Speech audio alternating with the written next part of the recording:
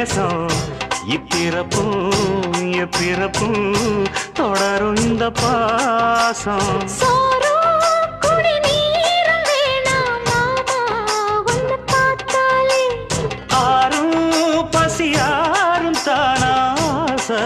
மொழி கேட்டாலே